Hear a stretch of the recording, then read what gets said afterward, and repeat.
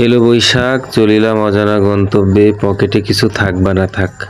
দলে মোটা পাতলা চিকুন শুকনো সর্বধরনের সদস্য বিদ্যমান। অতীতের শ্বশুরের মোটরযানে আমি, বাকিরা সবাই যার যার গাড়ি, জ্ঞান, বুদ্ধি, তেল, মোবিল খরচ করে আমাদের পিছু নিয়েছে। লক্ষ্য করিলাম, মোটরযানে করিলে গমন, চেহারায় বাতাসের আদরে ঝকঝক করে তেমন। চলমন বহুদূর, ইলিশ পান্তা ভাত আছে যতদূর। যাত্রা শুরুর কিছুক্ষণের মধ্যে আমরা জ্বালানি সংকটে পড়িলাম, তাই দেরি না করে যার যার গাড়ির ভুঁড়ি তেলে ভিজাইলাম। 200 টাকার তেল 7 সেকেন্ডে গিলিয়া খাইল ট্যাঙ্কি। আজকের নাটকে অভিনয় করছেন মণ্ডল, বিশ্বাস, খান, ভুইয়া, শেখ আর লস্কর। অবশ্য সাথে একজন নোয়াখালী অঞ্চলের মুরব্বী আছে, সে হচ্ছেন আমাদের আজকের নাটকের খলনায়ক। এবার হবে আজকের প্রথম ফটো সেশন। সবাই ব্যস্ত ঠিক করতে যার যার পজিশন, কে আগে কে পরে, কার ছবি যাবে গিনেস বুকে, এই নিয়ে পাল্লা। ইসরায়েলি পণ্যের বুকে লাথি মেরে গলা ভিজাইলাম লেমন দিয়ে।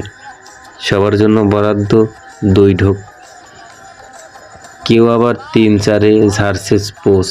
খাও, পানি তো। লক্ষ্য করছি কে কি সততার ছাপ দিয়ে যাচ্ছ। বিরিয়ানি খাওয়ার সময় নিশ্চিত বহিষ্কার জেনে রেখো। আমার দাদির বয়সী এক বটগাছের প্রেমে পড়ে গেলাম। তার দেহে বৈশাখের আলামত সন্ধান করিলাম। ইলিশ আর পান্তা ভাতের গন্ধ তল্লাশি করিলাম, কিছুই পাইলাম না, বউ শীতল বাতাস ছাড়া। তবে বটগাছের যে আকার, তার উপর একটা বসত বাড়ি করা দরকার। ছুটতে ছুটতে চলে এলাম হাজার লোকের ভিড়ে, যেখানে বৈশাখকে তারা আদর করে, মহব্বত করে।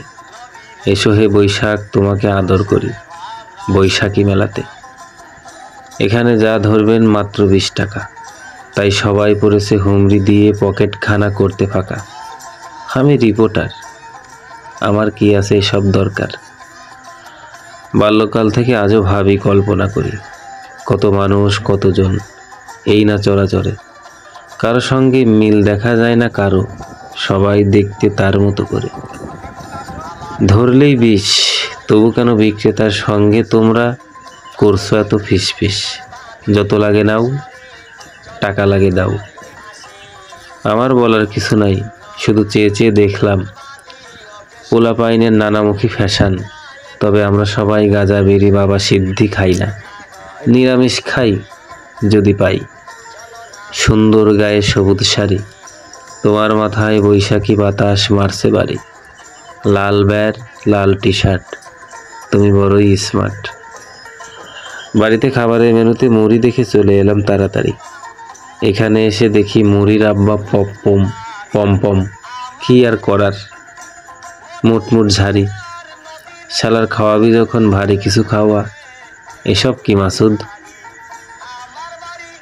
এবার ফিরে আসার পালা। ধুলাবালি, ঘাম, গন্ধে মনটা ঝালাপালা। দিন শেষে বাড়ির পথে ছুটতে আসতে সবারই ভালো লাগে। সবাই যেন বাড়ির যাত্রা নিয়ে উন্মুখ হয়ে থাকে। দিন শেষে বাড়িই যে আমাদের আসল ঠিকানা।